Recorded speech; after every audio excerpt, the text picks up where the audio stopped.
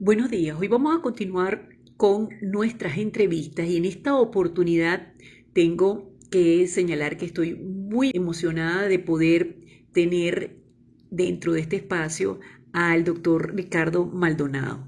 Definitivamente, Ricardo, para mí es un grato placer poder tener un espacio dedicado a conversar contigo sobre un tema que es realmente importante en estos tiempos, como es el coronavirus COVID-19 y sus efectos dentro de nuestro mundo marítimo. Muy buenos días. Me ha tocado en esta oportunidad y gracias al apoyo de la rama venezolana del Instituto Iberoamericano de Derecho Marítimo, especialmente a su vicepresidenta aquí en Venezuela, la doctora María Gracia Blanco, de tocar un tema que está muy en boga, que es de mucha actualidad y de mucha importancia para el mundo y especialmente para el área en la cual nosotros nos desenvolvemos, que es el área del derecho marítimo, del comercio marítimo y del comercio marítimo internacional.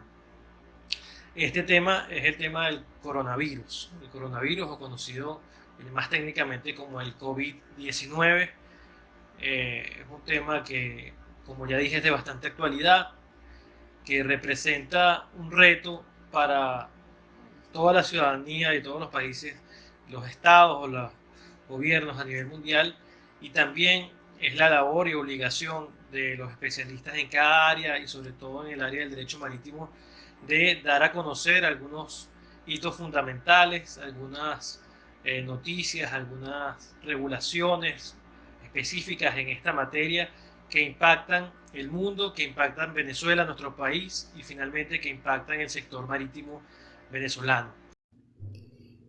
Ricardo, y siguiendo con esta temática tan interesante, me gustaría escuchar un poco qué es lo que se ha venido estableciendo en cuanto a las organizaciones internacionales en relación con esta pandemia. Sabemos que efectivamente esta enfermedad ha registrado unos cambios, unos efectos importantes dentro del comercio, dentro del mercado marítimo, pero lo que me interesa ahora es que nos comentes un poco sobre esas directrices o recomendaciones que estamos ya teniendo en el escenario y que efectivamente nos deben conducir a establecer políticas y acciones concretas dentro de cada uno de nuestros países. Básicamente lo que adoptó la OMI fue las mismas recomendaciones que hizo la OMS, pero ya enfocado desde el punto de vista marítimo. Las tripulaciones que se encuentran en los buques a nivel mundial, que incluso con las restricciones que existen, sigue habiendo un tráfico marítimo mundial de más de 50.000 embarcaciones en los actuales momentos en el mundo. Es decir, que estas recomendaciones de la OMS se aplican a la OMI y la OMI así lo ha acatado.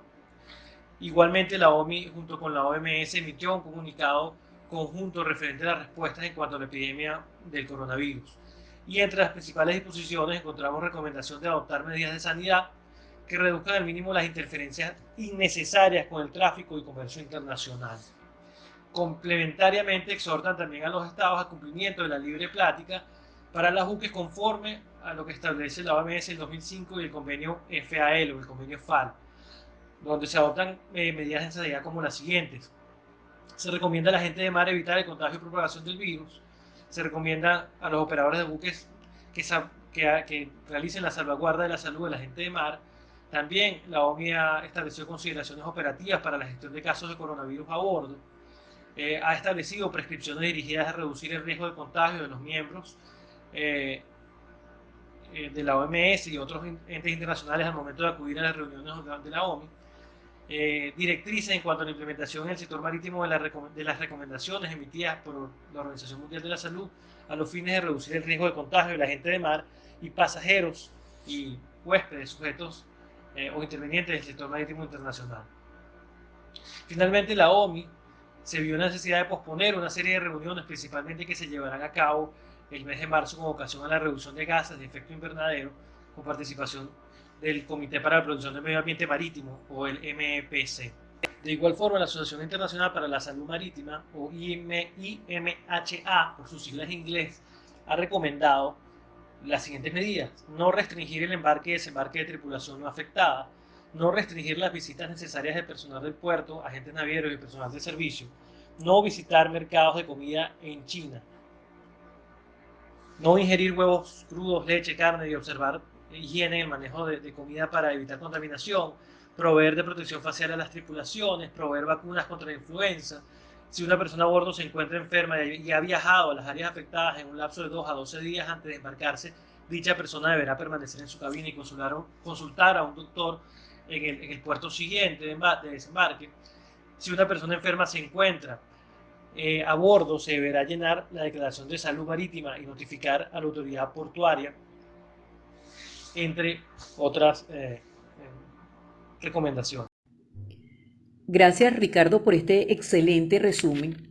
Y para continuar, vamos a tratar en este espacio que nos queda de hablar un poco sobre los efectos que ha tenido este coronavirus COVID-19 con respecto a los contratos marítimos. Ya hemos realizado algunos trabajos que precisamente tocan este tema, pero creo que es fundamental que veamos con detenimiento las experiencias y los comentarios de nuestros especialistas. Por eso vamos entonces ahora a desarrollar este tema que yo creo que es una de las cosas que más nos está llamando a nosotros la atención y lo que nos mantiene efectivamente más preocupados a los que estamos dentro del mundo marítimo y sobre todo en todo el área jurídica y comercial. Pasando al punto de vista del comercio marítimo, la actividad marítima mundial, ¿cuáles son las dificultades que van a surgir como consecuencia de esta pandemia mundial? Bueno, en esta parte me hago eco de varias publicaciones que hemos revisado los últimos días, sobre todo en la revista de Marine Insurer, así como algunos clubes de protección e indemnidad o P&I, como es el caso de Guard o de West of England, que han emitido una serie de comentarios y recomendaciones, pero también han puesto en el tapete la problemática del comercio marítimo mundial. Y en el aspecto local o en Venezuela, también hago eco de varias de las publicaciones que ha realizado el doctor José Sabatino Pizzolante como corresponsal de P&I y el doctor Aurelio Fernández Concheso como abogado especialista en derecho marítimo. Y es que básicamente el tema del coronavirus va a traer eh, muchas interrogantes y situaciones jurídicas que se van a ir revelando en el transcurso de los días, las semanas, los meses, incluso años después de que pasemos por esta pandemia. Varias de esas problemáticas pueden ser, por ejemplo, en el tema del contrato de enrolamiento o el contrato de trabajo en el mar. Es decir, qué pasa con esos trabajadores o esas tripulantes en los buques alrededor del mundo que sufren algún tipo de enfermedad o esta pandemia del coronavirus. ¿Cómo van a tratar los empleadores, los armadores, ship owners o operadores o las empresas de contratación, cómo van a tratar a estos trabajadores? Me imagino o imaginamos que la respuesta se encuentra en el Convenio Internacional de Trabajo Marítimo para los países que lo apliquen, que es el MLC 2006. Asimismo, ¿qué va a pasar con el tema de indemnización a aquellas personas que como pasajeros se encuentran en cruceros a nivel mundial? Esto ya ha pasado en cruceros que han sido detenidos por cuarentena en San Francisco y en Japón. Eh, Todo esto de alguna manera desemboca en una serie de interpretación jurídica de cómo se van a cubrir esas personas, esas víctimas, quién las va a cubrir y cómo enfrentar ese tipo de reclamaciones. Desde el punto de vista de contratos de utilización de naves, vemos que existe una serie de interrogantes o de reclamaciones que pueden surgir, por ejemplo, en materia de contratos de fletamento, contratos de fletamento por viaje, contratos de fletamento a tiempo e incluso contratos de fletamento a casco desnudo. Es decir, cómo van a ser determinadas, cómo se van a interpretar las situaciones en los puertos donde hayan estas cuarentenas, qué va a pasar con el flete o el hire que deben pagar los fletadores a los fletantes en caso de que que no puedan realizar operaciones de carga o descarga en los puertos donde ellos lo tenían previsto. ¿Qué va a pasar con la definición de puerto, la interpretación de puerto no seguro? ¿Y qué va a pasar básicamente con el tema del desvío de las rutas de los buques? Porque hay un puerto que el capitán o el armador considera que no es seguro porque tiene una situación de coronavirus. todo esto va a traer una serie de interrogantes, reclamaciones e interpretaciones de los abogados especialistas en esta área. Asimismo, hay una serie de situaciones jurídicas que van a desarrollarse con respecto, por ejemplo, a los contratos de construcción de buques, de compra de buques, y algunos otros contratos, por ejemplo, el contrato de salvamento. Es decir, el coronavirus impacta en los tiempos de entrega, en las obligaciones y derechos de las partes. Ponemos un ejemplo, en el caso de una compraventa de un buque, es posible que el registro naval del país donde se vaya a registrar se encuentre cerrado y existan situaciones donde, de acuerdo a las reglas que se hayan utilizado en el contrato de compraventa de buques, deba devolverse un depósito que ya ha sido dado. Este y muchos otros ejemplos pueden ser traídos a colación por los especialistas en el área. Bueno, y en cuanto al seguro, no solamente el seguro de casco y maquinaria o el seguro de carga, sino principalmente el seguro de P&I o protección e indemnidad va a tener una tarea ardua, no solamente para recomendar o asesorar a sus miembros en cuanto a cómo están cubiertos con respecto a este coronavirus, sino también hasta qué punto están cubiertos, cómo se interpreta esta pandemia o si se pueden causar dentro de cláusulas, por ejemplo, como actos de Dios o fuerza mayor. En principio, los clubes han dictaminado que ellos están protegiendo o van a proteger a sus miembros por las vicisitudes, consecuencias del virus, pero habría que ver hasta qué punto lo hacen y esto es algo que va a traer también mucha discusión en el futuro. Ricardo, y ya para finalizar, me gustaría tener un resumen de lo que ha sido nuestra situación sobre el tema de este evento de salud. Es decir, ¿qué es lo que se ha producido en nuestro país a raíz de toda esta problemática que nos está afectando? Y esto básicamente me gustaría hacerlo porque hace unos días tuvimos la oportunidad de entrevistar al doctor Bernardo Méndez Viana y en esa oportunidad el doctor Bernardo nos pudo dar una breve información descriptiva de lo que estaba sucediendo en Brasil, cosa que nos ha servido a nosotros para estar enterados de cómo está afectando esta enfermedad dentro de Iberoamérica. Así que, Ricardo, quiero además expresarte nuestro agradecimiento y darte la oportunidad de que concluyas esta entrevista dándonos tu opinión sobre este punto concreto. ¿Qué ha pasado en Venezuela? Básicamente, en Venezuela, luego de los decretos del 13 de marzo de 2020, del presidente de la República, publicado en Gaceta Oficial 6.519 extraordinaria, el gobierno de Venezuela declaró el estado de alarma en todo el territorio nacional, y este decreto tiene una vigencia de 30 días prorrogables desde el 13 de marzo, prorrogables por igual periodo y entró en vigencia desde la fecha de su publicación. Entre las atribuciones que otorga el decreto al gobierno venezolano se encuentra la potestad de suspender vuelos de forma indefinida, suspensión de actividades escolares, cierre de instalaciones, entre otras. De igual forma, el decreto establece las directrices generales que deben seguir las personas contagiadas del coronavirus, todo ello en concordancia con las directrices de la OMS, aplicadas en el territorio venezolano por el Ministerio de la Salud. En complemento de lo anterior, en fecha 20 de marzo de 2020, la Sala Plena del Tribunal Supremo de Justicia emitió la resolución 001 del 2020, la cual establece la suspensión del despacho de los tribunales venezolanos del día 16 de marzo hasta el 13 de abril de 2020, quedando en suspenso las causas sin transcurrir. Esta medida incluye a los tribunales de primera instancia y superiores con competencia marítima, con salvedad a casos urgentes o de amparo constitucional. Y finalmente, en cuanto a las regulaciones en Venezuela, en materia general, el 22 de marzo el gobierno venezolano anunció nuevas medidas referentes al coronavirus, entre las cuales destacan la suspensión de pago de cánones de arrendamiento, viviendas, provisión para las compañías de telecomunicaciones de suspender servicios y ratifica inamovilidad laboral hasta el 31 de diciembre de 2020. En cuanto a la Autoridad Acuática Venezolana, que es el INEA, el fecha 13 de marzo del 2020, el INEA emitió la circular número 04, la cual establece una serie de medidas dirigidas a la prevención de los casos de coronavirus.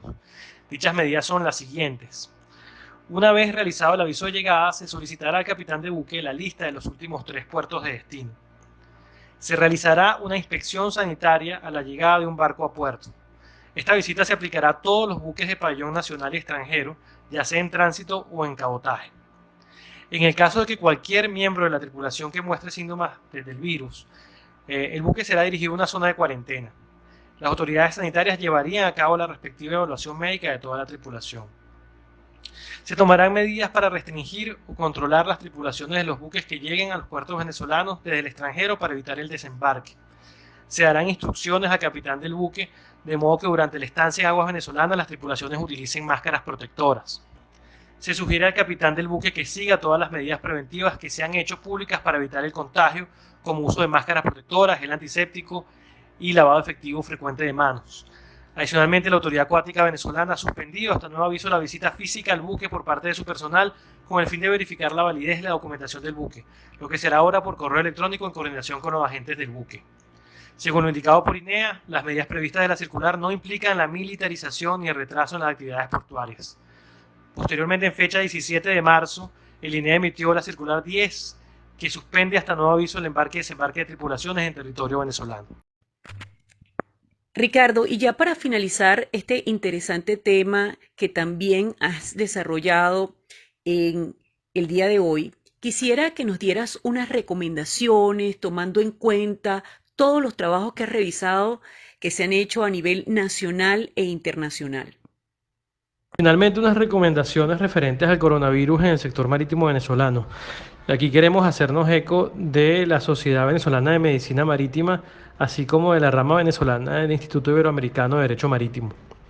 Bueno, en primer lugar, siguiendo las directrices de la Organización Mundial de la Salud, el Ministerio de la Salud, la Sociedad Venezolana de Medicina Marítima ha emitido una serie de recomendaciones para el sector, a fines de reducir el riesgo de contagio y tomar las acciones pertinentes en caso de verificarse un caso de a bordo, ¿no? En principio, el protocolo de acción en caso de tener sospecha de un caso a bordo sería el siguiente: iniciar el aislamiento en el camarote en caso de caso sospechoso. Después, notificar a la autoridad acuática local y a la autoridad sanitaria, quienes harán la declaración de salud del tripulante. Y luego esperar la visita de la autoridad sanitaria a fines que se realice la evaluación y se tome la muestra. En caso positivo del coronavirus, la autoridad sanitaria determinará si se mantendrá el aislamiento a bordo o se trasladará el tripulante a un centro asistencial. Y en ambos casos se mantendrá la tripulación en cuarentena para verificar si algún otro tripulante presenta síntomas. Finalmente, recomendamos consultar las publicaciones emitidas por la Sociedad Venezolana de Medicina Crítica para información más detallada. En segundo lugar, en cuanto a la rama venezolana del Instituto Iberoamericano de Derecho Marítimo, es importante destacar que esta rama, en conjunto con la Sociedad Venezolana de Medicina Marítima, han hecho un valioso trabajo, el cual ha sido difundir información a través de varios eventos y publicaciones online.